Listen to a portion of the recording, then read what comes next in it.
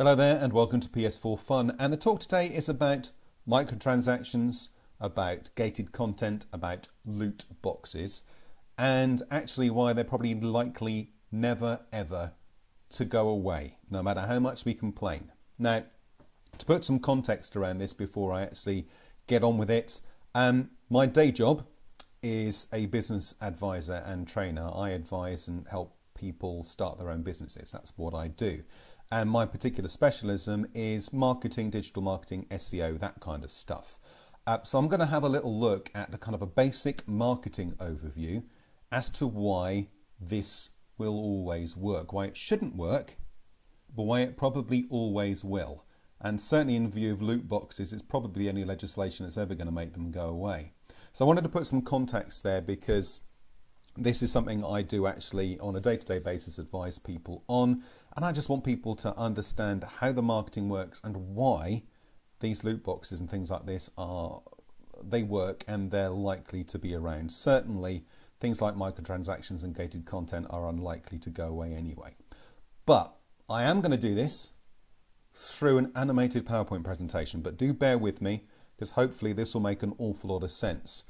So, Marketing 101, game devs, this is a good example. All right, so from a marketing perspective, you're always looking for a value proposition. That's what marketing is very much about at the moment. You don't sell on what it does or how it does it. You sell something on the value it brings to the person who's buying it. So a value proposition is generally made up of a number of different things. First, we've got the MVP, minimum viable product. In this case, it's the game. This is what we're selling. The minimum thing we have to sell to our clients and our customers is the game itself. And that game needs to be complete and finished. But that's the MVP, the minimum viable product. The next thing is the value proposition. Why are people going to buy it? We have to convince people to part with their cash. And people generally buy on the why rather than the what. I'm going to put a link to a video at the bottom of this from a chap called Simon Sinek, who talks a lot about what I'm talking about today, but in much greater detail. But people will buy things, as we'll discuss later on, because they want it, because they're passionate about it, because it's something that interests them. And it's selfish purchasing. We buy things because we want something for ourselves, not for anyone else. So the value proposition is what I, as a consumer, are going to get from the game in this particular case. Then the ROI is the return on investment. It's what I get out of it. So once I bought the game, I'm going to play it and I will decide whether that was good value for money. If it wasn't good value for money, I'm not going to recommend it to anyone. I'm not going to talk nicely about it, and I'm going to feel disappointed. If I do get a return on my investment, I will talk positively about it, which might get other people to buy it, and I will potentially buy again from the same company. And finally, added value. Once we've got the minimum viable product out there, we've got people buying it, then we can add value. If our return on investment is good, if people are enjoying the game, if people are enjoying what we're doing, we can then add stuff to it, get them to spend more. Because they like it, they've got goodwill, they know that it's going to be good, they trust us. So let's look at a particular example here. And the example I'm going to use is The Witcher 3 Wild Hunt. Now this game has sold very well and was brilliant, and it was just the game. The MVP was The Witcher 3 Wild Hunt. There was nothing gated and nothing hidden. It was a game that came off the back of two very good previous games. Console gamers were new to The Witcher because they hadn't been available on PS4 or on Xbox previously.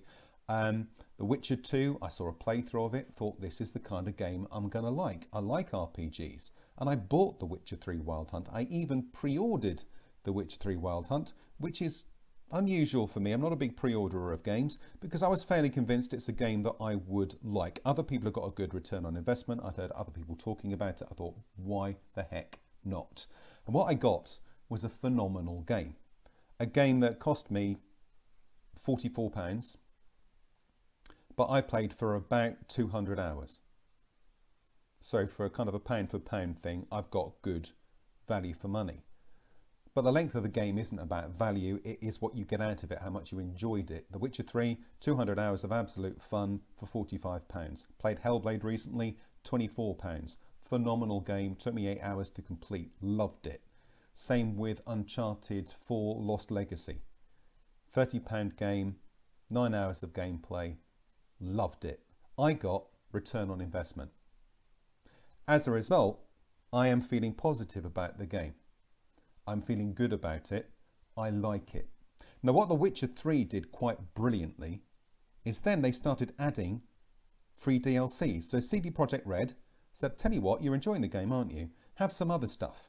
They added some missions, they added weapons, cosmetic items, all sorts of other things that were free. So the value we were getting from the game was increased without us having to actually spend any additional cash, which was brilliant because we appreciated CD Projekt Red for giving us stuff that was free, as well as a bloody good game. And then once they'd established that, they went, hello, look, what we've got is something else you can buy now. Right, so you've played the core Witcher game, and we know we've given you a full game. There is, you don't have to buy Hearts and Stone to get the value out of the original game. But if you've enjoyed the original game, here's an extra 15, 20 hours of Witcher for you. Go on, it's not that expensive, buy it. You'll love it. You know you love the game. You want to spend more time with Geralt, buy it. And we did, because we got a return on our investment in the game and we saw it as adding value to our experience. And then out came Blood and Wine. And they said, but you've enjoyed Hearts of Stone, haven't you? Why don't you get Blood and Wine as well? Go on. Geralt's awesome, isn't he? Spend a little bit more time with Geralt, go on. And we did, I did. Because they built up goodwill. And the key thing here is that every single thing that they did led to return on investment. A good game, brilliant game, that gave us everything we needed. We didn't need to buy the expansions to get the value from The Witcher 3 Wild Hunt. We'd already got that value. But they added free DLC, which raised goodwill. They added an expansion pack and then another expansion pack, all of which was adding to our experience, adding to the value of The Witcher 3. And it was a genius piece of marketing and a nice, ingenuous piece of marketing because there was nothing hidden. If I didn't buy Heart of Stone and Blood and Wine, I would still have had a phenomenal experience with The Witcher 3. Absolutely phenomenal. But because I did buy Heart of Stone and Blood and Wine, that was enriched. And I will recommend The Witcher 3 to anyone. I don't necessarily recommend buying the expansions. Play the game yourself first. It's something like stupid, like 12 quid on PSN as of now. This is October 2017. Get it, play it. You probably then will want to buy the expansions, but that'll be a decision you make for yourself on the quality of the original product. So, what we got now is pay to win, gated content, microtransactions. So pay to win, Battlefront 2, loot boxes, objective advantage if you stink a load of cash into it. Gated content, GameSpot, Assassin's Creed Origins, advertising at the moment saying this content is blocked.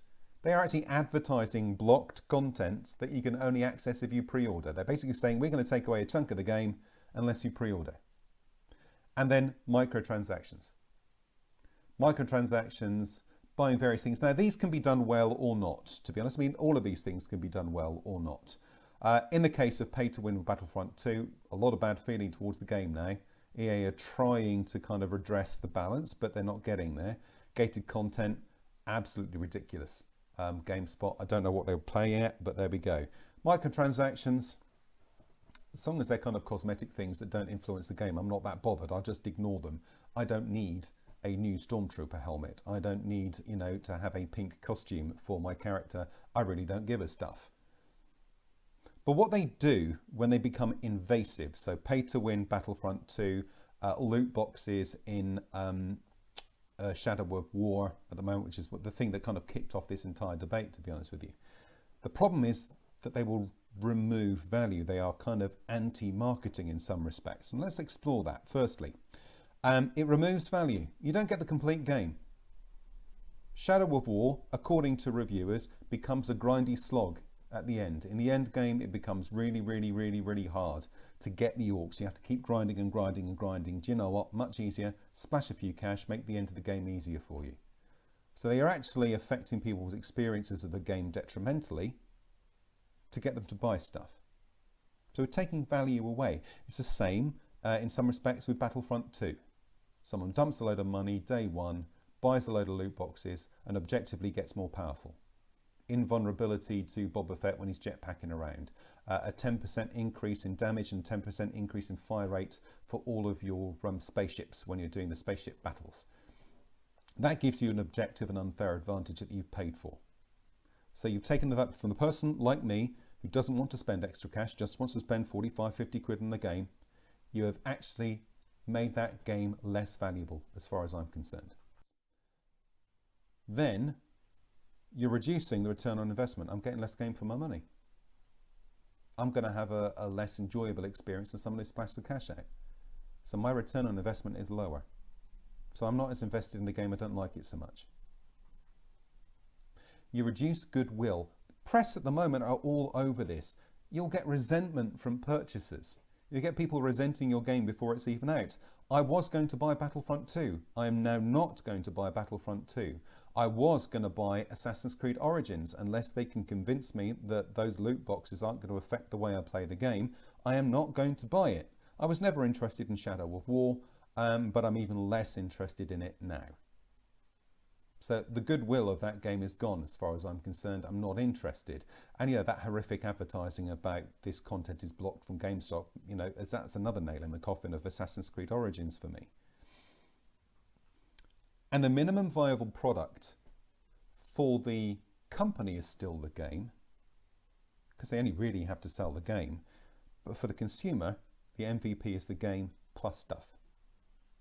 You're not just buying a game, you're buying a game and stuff. And that shouldn't work, should it? But I will guarantee you Battlefront 2 will sell a truckload of games. Shadow of War isn't doing too badly at the moment, to be honest, and Assassin's Creed Origins will do very well nicely. You know, very well, thank you. This is why it works. And it's because of this little thing, bear with me, which is the law of diffusion of innovation.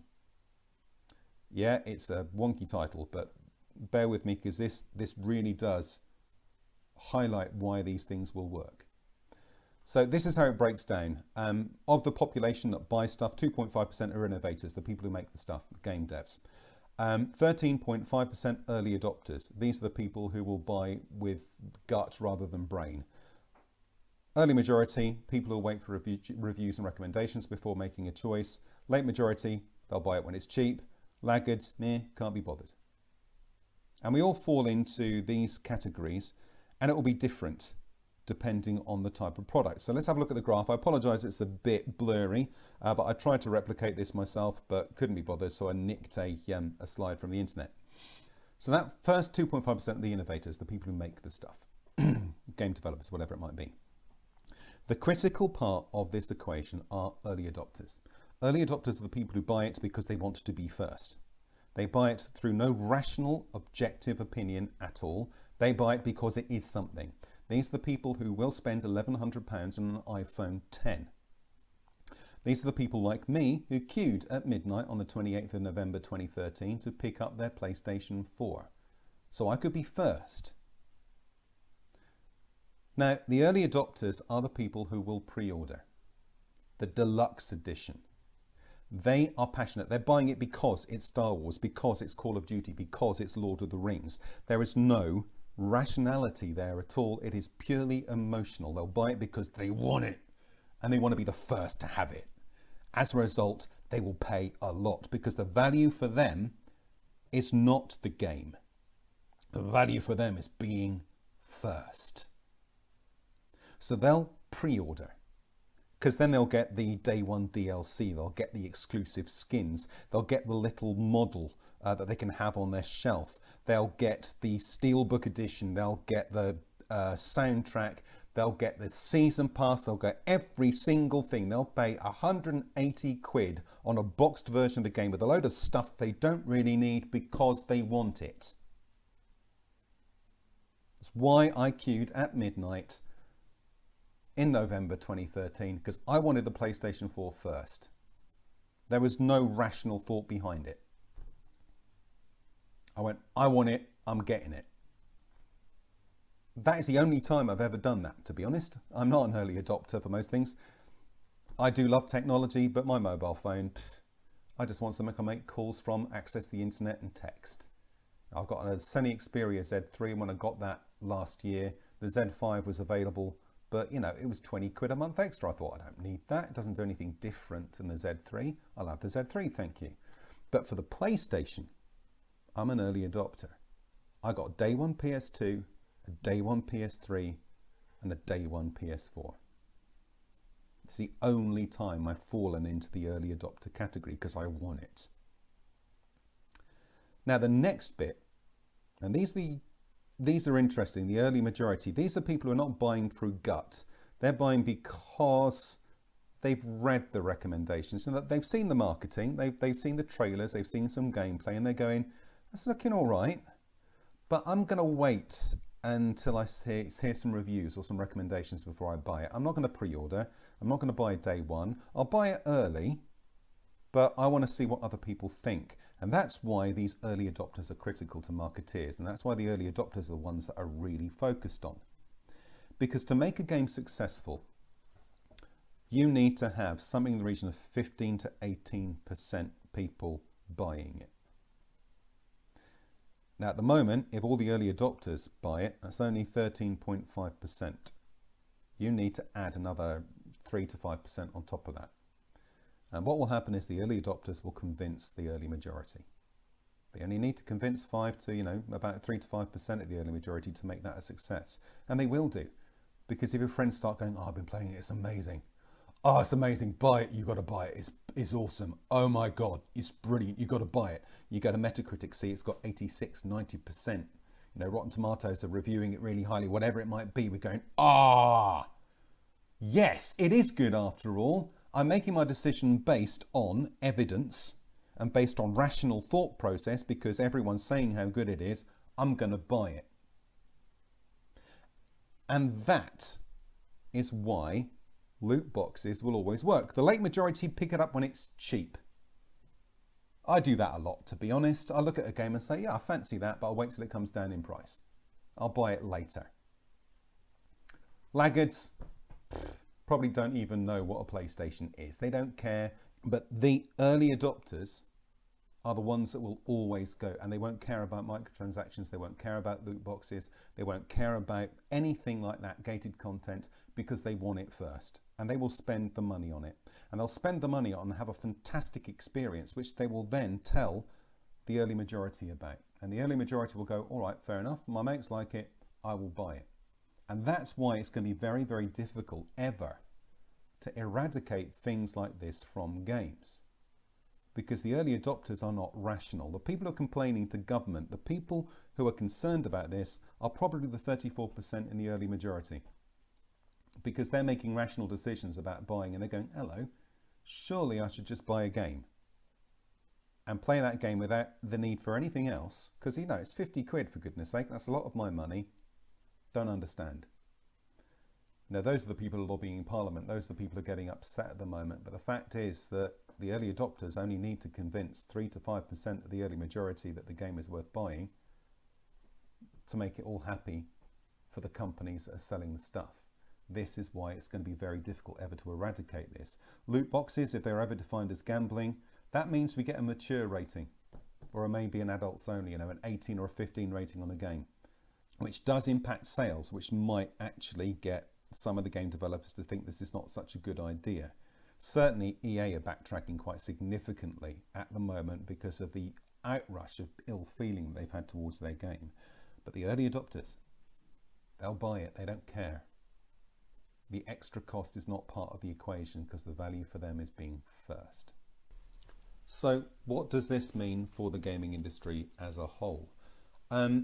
It's a difficult one because it is fueled by consumers.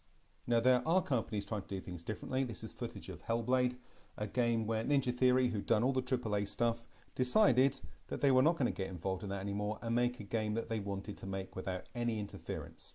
So they made the game on a shoestring, high quality experience, 8-9 hours of gameplay, a very serious theme, and they wanted to do it free from publishers like Sony, so they were free from interference. They could make the game they wanted. They weren't pressured into toning down the slightly more unsettling parts of the content for this game.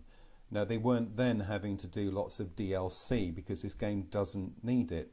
There was a pre-order bonus of a dynamic theme, a free dynamic theme. That was it. I think if you bought it on PC, there was a digital comic that you could get as well. But you know, minimal stuff, teasers, stuff to get you in, but not stuff that's actually going to diminish the value of the game itself. Horizon Zero Dawn, a AAA title who did the Witcher thing, provided an awesome game, and then throughout that, Guerrilla Games have been adding content to it, making the photo mode better, making some of the inventory management things a little bit slicker. They've added free value to the game, and only one piece of DLC. They've gone, we got DLC, you know, you can play the game, you completed it, you got the value, here's some additional content if you want it, I will buy it. And this is the only DLC we're going to do.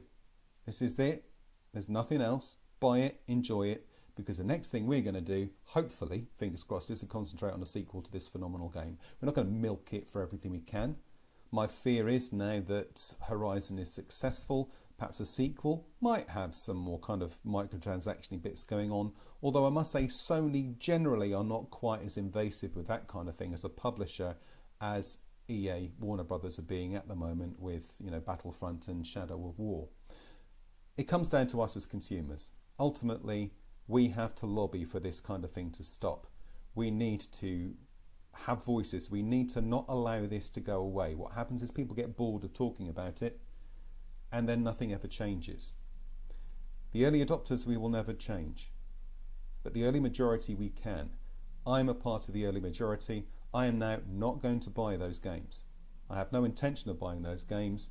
I will only now buy games whose DLC, whose loot boxes, whose microtransactions are about enhancing value, not diminishing it. If I can play the game and enjoy it without having to pay anything and have a full experience, I'm happy. The second, microtransactions, DLC, are there to inhibit my base enjoyment of the game, I am not going to buy. And that's what we have to do. We have to resist. Us as, you know, that 34% need to make sure that the early adopters can't convert 3 to 5% of us to buy the game, which I personally think is probably impossible. But anyway, I hope you found this interesting and informative. I wanted to get out there and take this at a slightly different angle to other people, bearing in mind my insight in terms of business models and marketing as a concept. If you have found it interesting, please hit the like button. Subscribe to the channel, share it across the social networks, and thank you very much for watching. Have a fabulous week, and I'll speak to you soon. Bye-bye for now.